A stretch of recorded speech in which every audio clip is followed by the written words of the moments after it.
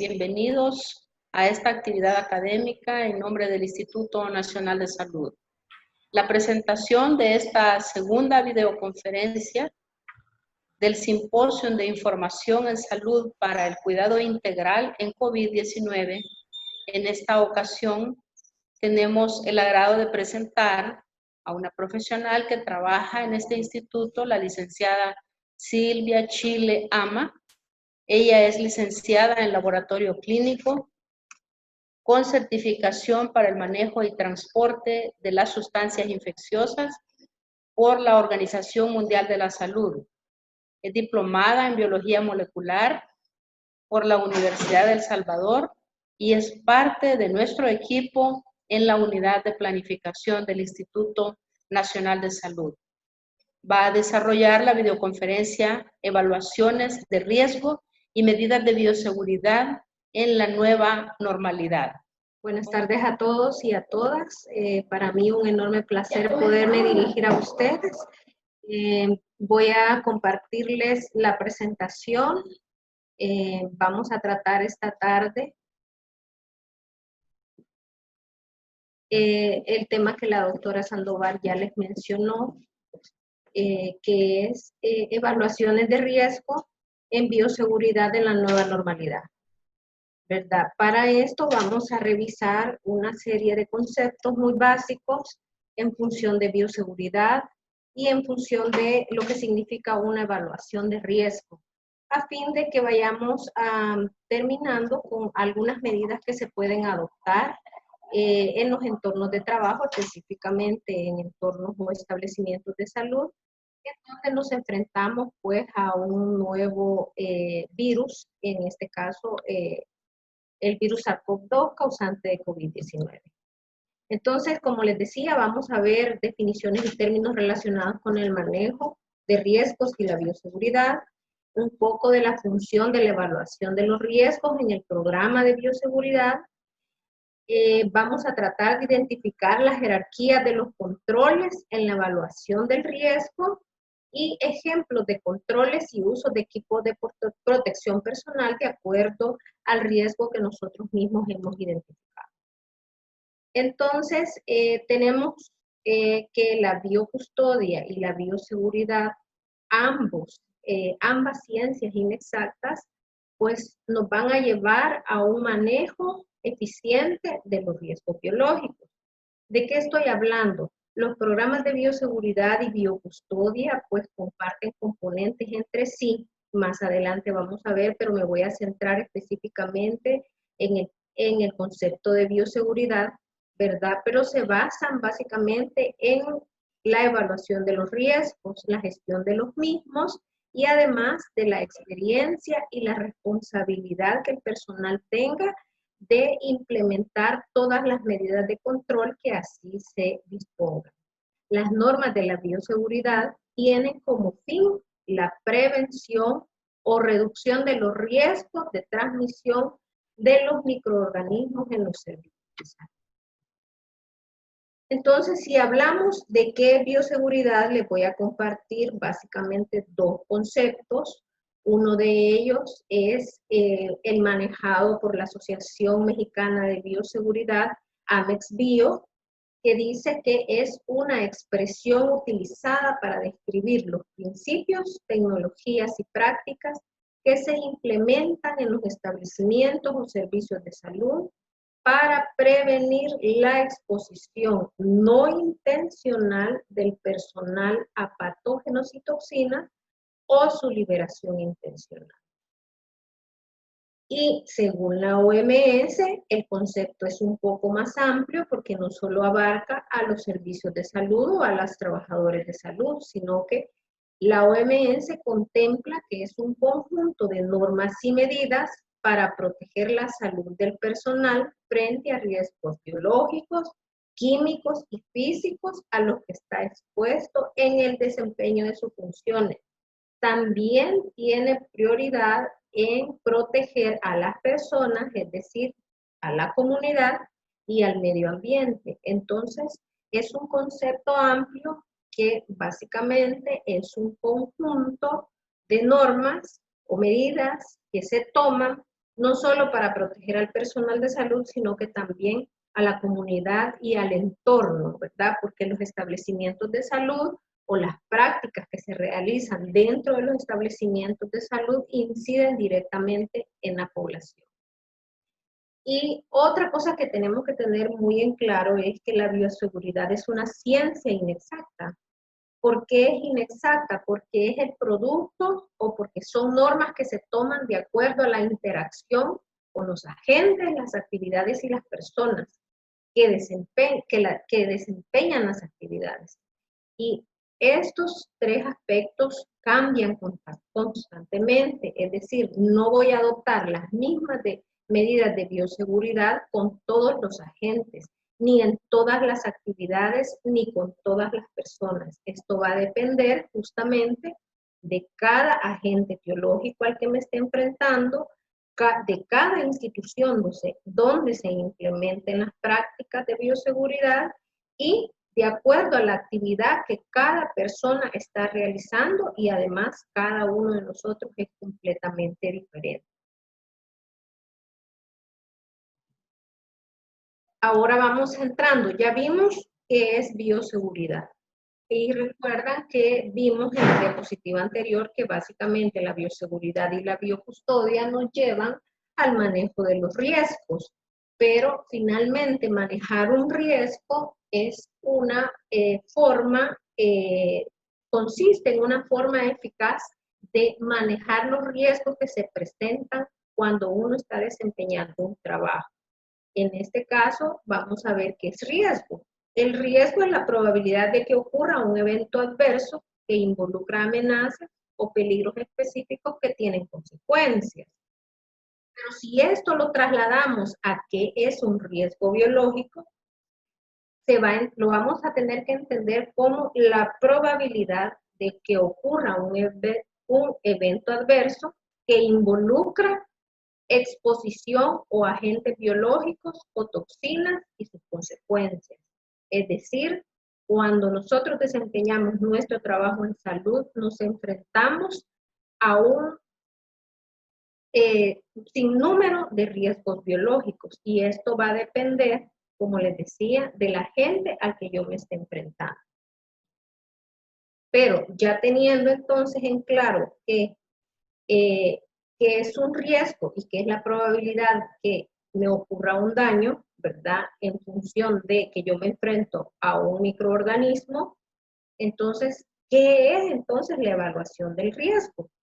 Entonces, la evaluación del riesgo no es más que un proceso sistemático de evaluar los riesgos potenciales que pueden conllevar cualquier proceso o cualquier procedimiento que yo esté realizando en mi práctica diaria, ya sea de atención a pacientes, de realización de procedimientos en el laboratorio, de atención a pacientes en odontología, de atención incluso a usuarios que pueden verse potencialmente infectados con algún microorganismo. Entonces, una evaluación de riesgo no es más que la formalización de las observaciones que nosotros hacemos en el entorno y que finalmente estas observaciones se deben sistematizar de manera que permitan detectar riesgos potenciales que puedan dañar al personal durante el desempeño de sus labores.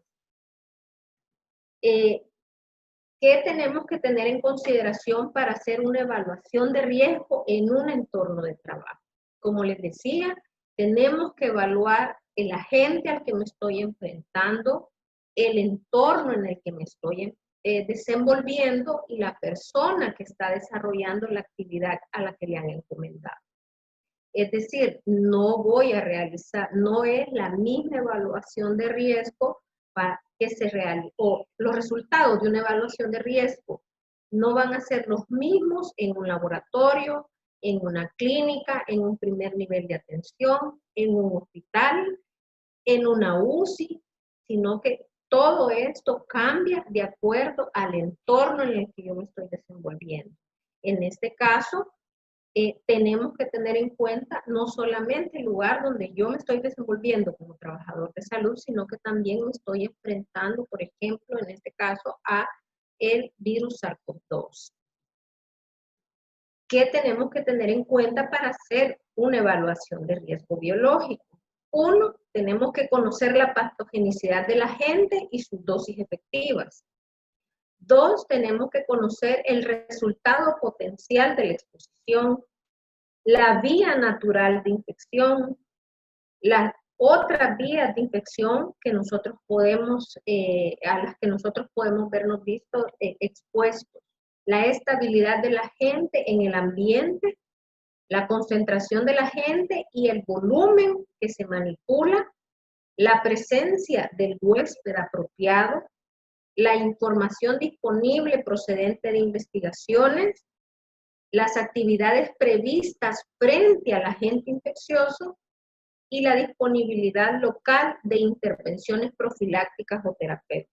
Ustedes saben que hoy por hoy, frente a la pandemia de COVID-19, hay muchas cosas que conocemos de la gente, pero también hay muchas cosas que desconocemos y otro que es muy importante, que no tenemos disponibilidad de una intervención profiláctica y que todavía las políticas terapéuticas todavía están en discusión. Entonces, esto hace que tengamos por aquí un agente y una evaluación de riesgo muy particular. ¿Cuándo vamos a hacer una evaluación de riesgo? Uno, antes de que se comience el trabajo en una institución, cada vez que haya una mudanza o una renovación del entorno donde se trabaja, cuando hay un cambio de personal, es decir, una sustitución, un relevo, ¿verdad? Cuando nos presentamos o cuando nos enfrentamos a un nuevo agente infeccioso, cuando adquirimos nuevos equipos, suministros, reactivos, insumos para la atención de los pacientes, cuando hay un accidente reciente, y me refiero a un accidente laboral, ¿verdad? Y cuando existan cambios en las reglamentaciones de nuestro país. En este caso, era urgente realizar una evaluación de riesgo o dar orientaciones respecto al riesgo biológico en el que frente a COVID-19. Pero ¿quién va a realizar una evaluación del riesgo biológico? Bueno, debe de hacerla un personal capacitado, debe tener experiencia y debe tener una capacidad para resolver los problemas que encuentra en el entorno. Pero para eso necesita fundamentarse y conocer muy bien las instalaciones de donde va a realizar la evaluación de riesgo, la reglamentación vigente, los peligros propios del entorno, la seguridad y, como ya mencionábamos muy detalladamente, cuáles son las características que se deben de conocer del agente infeccioso sobre el cual estamos haciendo la evaluación de riesgo. Como ustedes podrán observar, la evaluación de riesgo es un proceso bastante complejo, ¿verdad? Que debe ser realizado por personal capacitado. Sin embargo, frente al momento actual, hemos tenido avances en evaluaciones de riesgo y más adelante vamos a ver que ya hay personal capacitado que ha realizado evaluaciones y que por tanto podemos ir categorizando los tipos de riesgo y las actividades asociadas. Más adelante lo vamos a ver. Para la Organización Internacional del Trabajo, la identificación de peligros y evaluaciones de riesgo es visto como un proceso en el que se debe de analizar el riesgo, se debe de evaluar el riesgo y se debe de gestionar el riesgo a fin de adoptar medidas de control de manera de controlar el riesgo, que el proceso sea seguro y además de eso, que permita tomar las medidas de control que van a hacer un entorno seguro en el trabajo. En función de las recomendaciones de la Organización Internacional del Trabajo, hay muchos protocolos de medidas de control que se van a implementar en diferentes empresas o en diferentes instituciones hoy con el retorno de la nueva normalidad. Sin embargo, esto también nos puede servir, ¿verdad? Esta clasificación que nos propone la OIT nos puede servir incluso para implementar algunas medidas de control dentro del entorno de los establecimientos de salud. Y esto, como les decía, es la visión que tiene la Organización Internacional del Trabajo. Sin embargo, para efectos de bioseguridad, el ciclo de evaluación de riesgos se mira o se ve desde una óptica de un ciclo de la mejora continua. Eso quiere decir que es un ciclo en el que nosotros tenemos un punto de partida y cuando llegamos al final de este ciclo debemos volver a empezar. Y este ciclo para la evaluación de los riesgos en bioseguridad empieza desde la identificación de los peligros, la evaluación del riesgo, la mitigación del riesgo, la implementación de controles, que ya vamos a ver de qué tipo de controles estábamos hablando, la revisión de las medidas o de las disposiciones para ver si han sido efectivas y en todo caso, si hay algo que mejorar, volvemos a empezar a identificar riesgos y volvemos a empezar con el ciclo de la mejora continua. Esta es la diferencia entre que se mira un proceso de manera que tiene un principio y un fin a un ciclo de mejora en la parte de bioseguridad, de mejora continua. Perdón. Entonces, ¿cuál es la meta? Que nosotros logremos equilibrar los riesgos que tenemos en el desempeño de nuestras labores. Es decir, lograr un equilibrio entre la implementación de estrategias o controles y el desempeño en el trabajo. Atender la pandemia de COVID-19 indiscutiblemente incluye riesgos inherentes e inevitables para la salud y la seguridad del personal que realiza el trabajo para controlar esta enfermedad. O sea, estamos ante un nuevo agente infeccioso del que conocemos mucho, pero todavía faltan cosas que conocer o aspectos que conocer. Entonces, esta, como ustedes pueden ver, es una pirámide de riesgo ocupacional frente a la pandemia COVID-19. Esta es una pirámide, como les digo, ya hay instituciones especializadas en eso que han avanzado y que han propuesto a fin de que nosotros como trabajadores de salud tomemos medidas de acuerdo al nivel de riesgo al que nos vemos expuestos. En este sentido, esta pirámide está propuesta por OSHA, que no es más que la Administración de Seguridad y Salud Ocupacional de los Estados Unidos, y estratifica los riesgos desde bajo, medio, alto y muy alto. Vamos a empezar desde la base. ¿Quiénes son los trabajadores que tienen un riesgo bajo frente a esta pandemia? Son aquellos que no requieren contacto con personas que se conocen o que se sospechan que están infectados con el SARS-CoV-2, ni tienen un contacto cercano. Esto quiere decir que son personas que no atienden frecuentemente ni usuarios ni pacientes. Un riesgo medio son todos aquellos trabajadores que requieren contacto frecuente y o cercano con personas que podrían estar infectadas con el virus, pero que no son pacientes sospechosos o positivos. Y la atención es con una distancia menor de 1.8 metros, en este caso según OSHA. Para nuestro país se definió que son 2 metros. ¿Quiénes son los trabajadores que tienen un riesgo ocupacional alto? Son todos aquellos trabajadores que tienen un alto potencial y que están expuestos a fuentes sospechosas de COVID-19. En esto vamos a poner, por ejemplo, trabajadores de salud que entran a las áreas de atención a pacientes con COVID-19, trasladan pacientes sospechosos o positivos, o aquellos trabajadores mortuorios que hacen el entierro o la cremación. Y los trabajadores que tienen un riesgo muy alto son aquellos que se ven expuestos a fuentes conocidas o sospechosas de COVID-19. Esto quiere decir que son trabajadores que se ven expuestos a procedimientos que generan aerosoles. ¿verdad?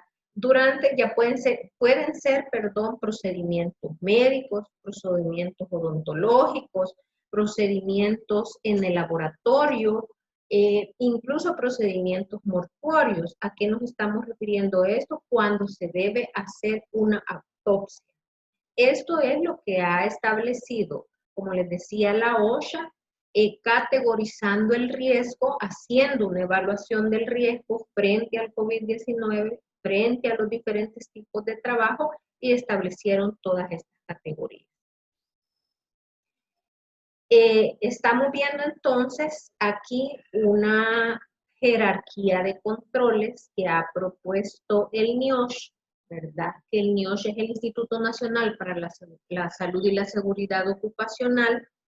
Y entonces vemos que cuando yo ya tengo identificados los riesgos, entonces hay una jerarquía de controles que yo puedo implementar en mi establecimiento de salud. Y esta es una pirámide que normalmente cambia el concepto de lo que es el equipo de protección personal, porque si ustedes pueden ver, es una pirámide invertida donde viene desde el más efectivo hasta el menos efectivo.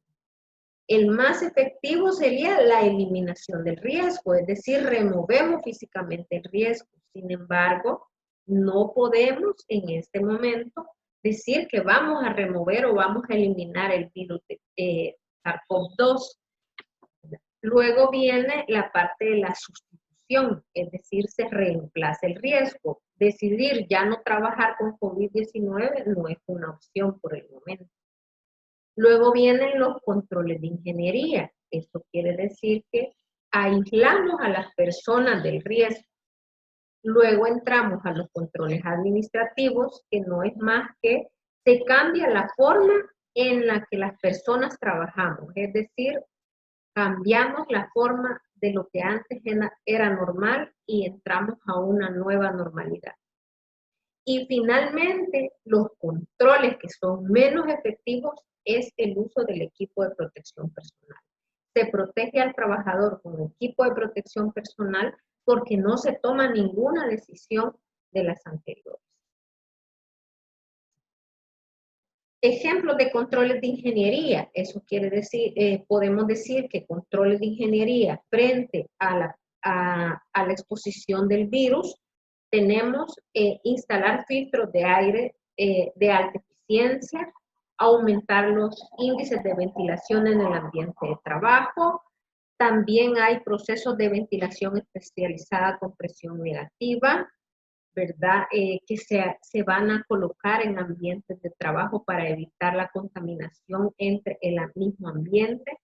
Instalar barreras físicas es un control de ingeniería como cubiertas protectoras plásticas o acrílicas transparentes. Eso implica que el trabajador se aísla frente al riesgo de contraer el virus.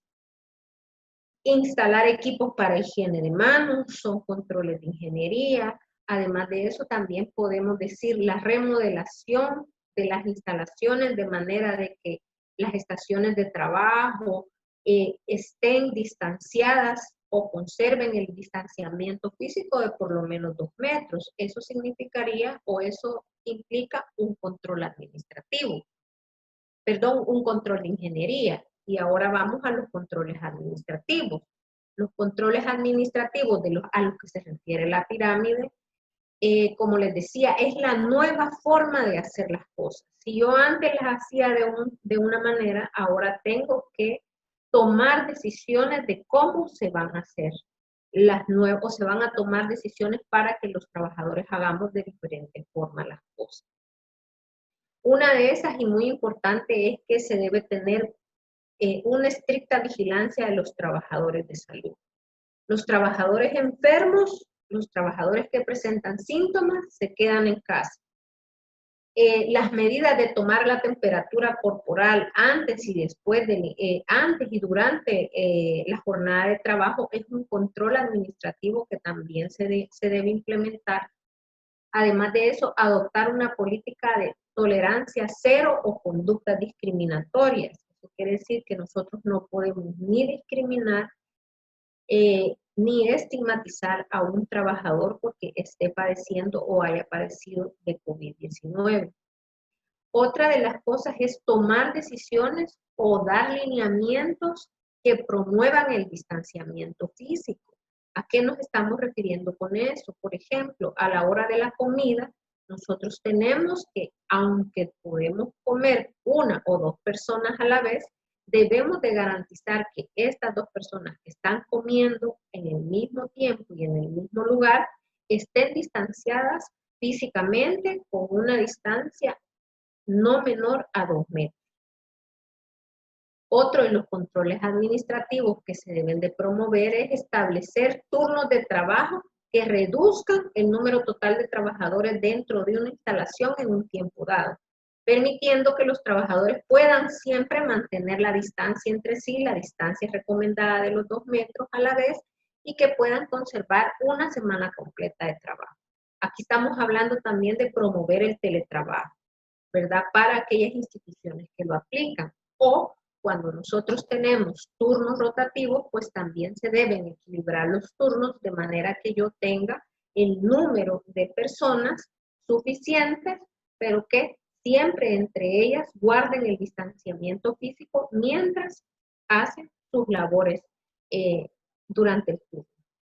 Otro de los controles administrativos es promover la educación y el adiestramiento, es decir, promover toda la educación que fuese necesaria, educación continua que fuese necesaria para conocer el virus, para conocer las estrategias de control, para conocer todo lo que está sucediendo en torno a la pandemia. Además de eso, también se debe promover la higiene de manos. Ningún equipo de protección personal va a sustituir la práctica de la higiene de manos. Esta es indispensable y tiene que ser promovida en todos los ámbitos del trabajo. Además de eso, ¿verdad? Todo esto nos llevaría a promover un ambiente seguro y saludable. Ahora ya vamos a ir hablando del equipo de protección personal y les vuelvo a poner la jerarquía de los controles para controlar el riesgo o para gestionar el riesgo, y volvemos y les recuerdo, el control o uno de los controles menos efectivos es el equipo de protección personal. Eso no quiere decir que no sea importante, sino que simple y sencillamente que existen otros controles que pueden hacer una mejor función antes de agotar el del equipo de protección personal, ¿verdad? Aunque el uso correcto del EPP puede ayudar a prevenir algunas exposiciones, no debe tomar el lugar de otras estrategias de prevención. Todos los tipos de EPP deben seleccionarse con base a la evaluación y al nivel del riesgo para el trabajador. Eso quiere decir que de acuerdo a los niveles del riesgo que mencionamos arriba, ya sea un riesgo bajo, moderado, alto y muy alto, de acuerdo al nivel de riesgo que nosotros nos enfrentemos, así debe seleccionarse el equipo de protección personal. 2, debe ajustarse apropiadamente y reajustarse periódicamente, según sea aplicable. Por ejemplo, los respiradores. Sabemos que los respiradores debemos de hacer pruebas de ajuste en cuanto yo me coloco el respirador, ¿verdad? Para ver que no haya fuga de aire, y tiene que ser reajustado periódicamente de acuerdo a la técnica que sea recomendada. Debe de usarse de manera consistente y apropiada cuando sea requerido. Debe removerse, limpiarse y almacenarse o desecharse de manera apropiada según sea aplicable para evitar la contaminación del usuario o de otros en el ambiente. Resulta que normalmente uno de los riesgos más identificados o mayormente identificados es cuando el personal de salud se retira el equipo de protección personal.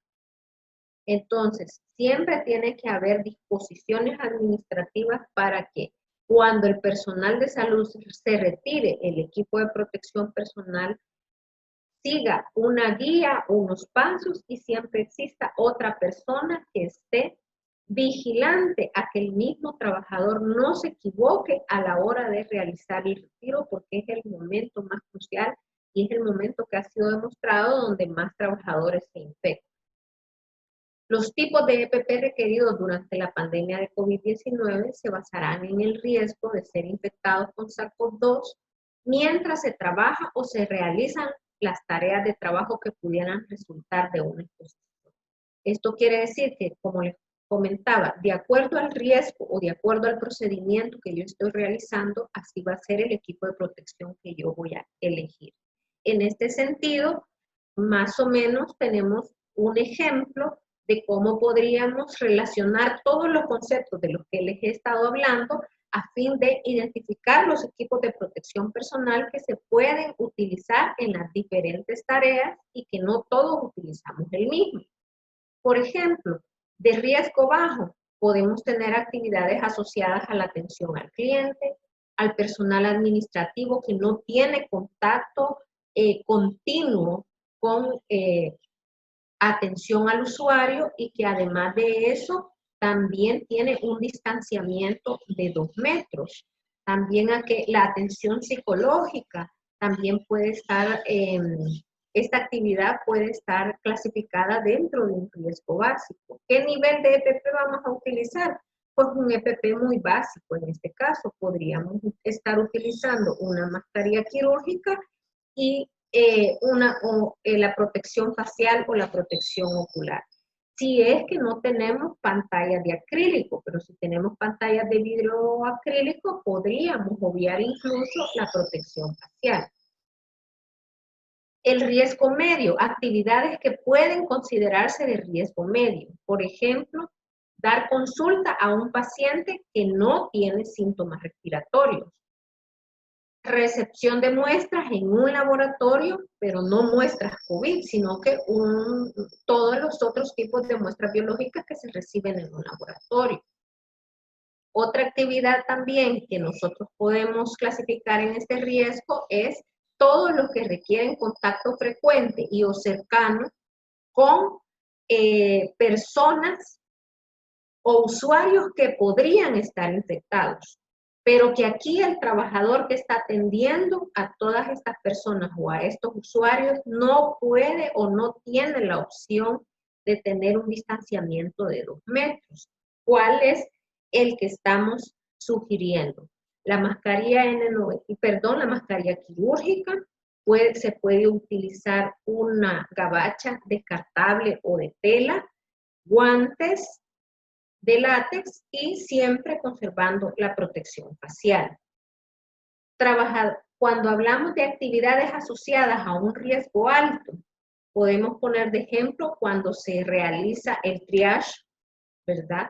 Cuando tenemos una atención de pacientes en las áreas donde se encuentran pacientes sospechosos de COVID-19, cuando se están procesando muestras de laboratorio, incluidas las muestras de COVID-19, los señores motoristas de ambulancia que trasladan a los pacientes sospechosos o positivos de COVID-19, o cuando hay exposición a la generación, en este caso, cuando se practiquen procedimientos que no tienen exposición a aerosol. En este caso, por ejemplo, los odontólogos pueden entrar en este riesgo alto cuando no hacen procedimientos donde no utilizan piezas de mano, ¿verdad? Entonces, en este caso, porque no hay generación de aerosol, el riesgo se clasifica como alto. ¿Qué nivel de EPP van a utilizar? El nivel 2. Y aquí estamos hablando de una gabacha descartable, de preferencia impermeable, gorro, un respirador en el 95, cuando está certificado por NIOSH o FFP2, o su equivalente en otros estándares. También se pueden utilizar 2 pares de guantes y se utiliza siempre los lentes protectores o la protección facial completa. Tenemos el riesgo muy alto. Las actividades que, por ejemplo, podrían asociarse a este riesgo muy alto está la realización de procedimientos que generan aerosol. Aquí estoy expuesto completamente como trabajador de salud a la realización de procedimientos que generan aerosol en pacientes que se sospecha o están positivos de COVID-19. En este caso podemos decir cuando se realizan intubaciones, cuando se realizan procedimientos de inducción de tos, cuando se realiza una broncoscopía, cuando se realizan procedimientos dentales, cuando ya utilizan la pieza de mano, o en el caso de la toma de muestra de pacientes sospechosos o positivos a COVID-19. Más adelante vamos a ver un ejemplo y una diferencia del uso del EPP en esta actividad justamente de la toma de muestras para que ustedes puedan ver la diferencia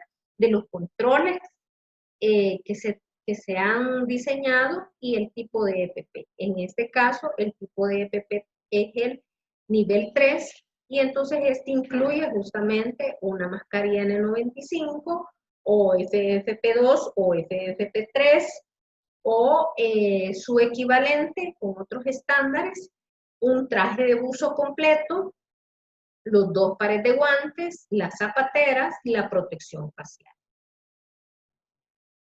Entonces, regresamos y nuevamente decimos, recuerden que les dije que la implementación, después de la implementación de todas las medidas que podamos diseñar para enfrentarnos hacia la pandemia de COVID-19, siempre esto tiene que ser revisado, ¿verdad?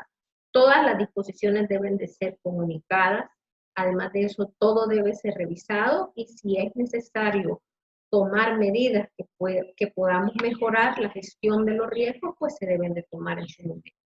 Este era lo que les hablaba, que quería que viéramos ya con un ejemplo todos los conceptos que les he transmitido y esto básicamente es para que veamos la lógica de los controles que se han implementado en nuestro país en la toma de muestras para COVID-19. Vemos en la fotografía de arriba 2 profesionales de la salud que están frente a un paciente sospechoso o positivo de SARS-CoV-2. No tienen ninguna barrera física que las defienda de un procedimiento que genera aerosol. En este caso, los profesionales de salud que se enfrentan, les decía, a un procedimiento generador de aerosol deben de utilizar el EPP nivel 3. Y este es el caso de la fotografía de arriba. Sería en este caso lo que estamos viendo en esta posición. Lo que el país ha implementado son este tipo de cabinas, unas móviles montadas sobre vehículos y otras que son estacionarias, ¿verdad? Pero que finalmente tienen el mismo concepto y la unión de todos los controles y disposiciones de lo que hemos estado hablando.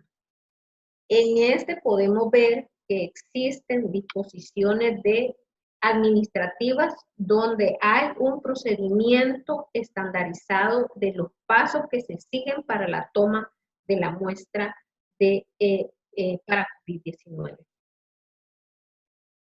Vemos aquí, observamos básicamente una infraestructura que fue creada con un acrílico de manera que sirva de barrera física entre el paciente sospechoso o positivo y que defiende al trabajador de la exposición del aerosol directamente generado por el paciente. Entonces, si ustedes pueden ver, estos profesionales de la salud portan un EPP de nivel 3 y estos profesionales de la salud portan un EPP de nivel 2. Es la misma actividad, solo que esta no tiene ningún tipo de control ni administrativo ni físico implementado. Y esta es una de las iniciativas en donde se hizo una evaluación del riesgo de la actividad para tomar muestras, se implementaron controles administrativos y además de eso se implementan controles o barreras físicas, resultando en que son 2 tipos de EPP para la misma actividad, pero tiene una lógica de si aumentamos los controles administrativos y los controles físicos, podemos disminuir el nivel del EPP. Tenemos que tener en cuenta siempre que en todo lo que nosotros hacemos, siempre hay algo de riesgo. Podemos reducirlo, pero no, en este momento no podemos eliminar. Y con esto pues finalizo la presentación y quedamos abiertos a si hubieran preguntas.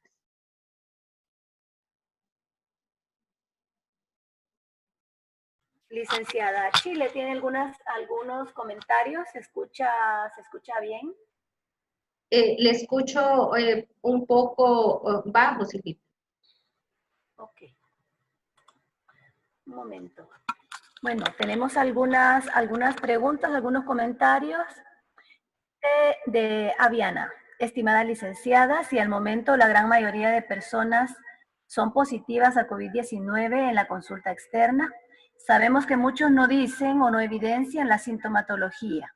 Considero la consulta médica debe establecerse riesgo alto, ya que más de una vez enviamos al paciente de consulta externa a la emergencia o estos se presentan a la consulta con cuadros febriles anteriores. Totalmente de acuerdo, Ariana. Recuerde que la consulta externa que estaba valorada en un riesgo moderado era en la que usted puede dar una consulta a padecimientos crónicos, ¿verdad? O a seguimientos de personas sanas. Pero en el caso, por eso la parte del triage o de la consulta, donde usted no tiene una patología reconocida o un paciente reconocido, de control debe de ser justamente evaluado como un riesgo alto. Y le correspondería pues un EPP por lo menos un mínimo 2. Muchas gracias, licenciada Chile. Si las personas que están conectadas, por favor, tienen alguna otra pregunta o comentario para la licenciada Chile, este es el momento. ¿Hay algo más de Aviana? Dice, los crónicos también se enferman de COVID. Sí, claro, claro, pero mientras no tengamos, recuerde que aquí lo importante es cómo usted lo va a clasificar. Si usted lo va a clasificar como un paciente sospechoso, pues entonces usted ya tiene que estar equipada de acuerdo a la clasificación que usted le va a dar al paciente. Totalmente de acuerdo.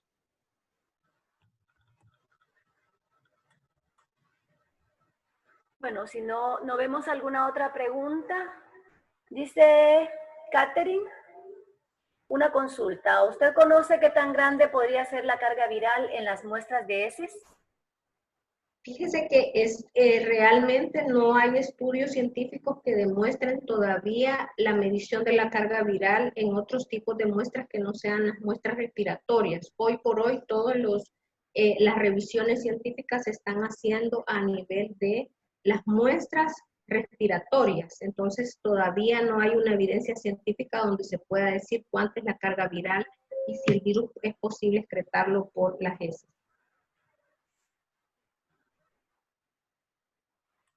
Bueno, hay otro comentario por ahí en el chat, siempre de Aviana.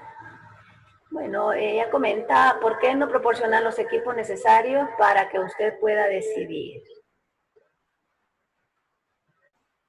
Bueno, lo ideal sería que le proporcionen los equipos y finalmente recuerde que todo va acompañado de controles administrativos donde se puede estandarizar por áreas los tipos de equipos de protección personal y los niveles que se deben de utilizar. Para eso, justamente, para tomar esas decisiones es que existe la evaluación del riesgo.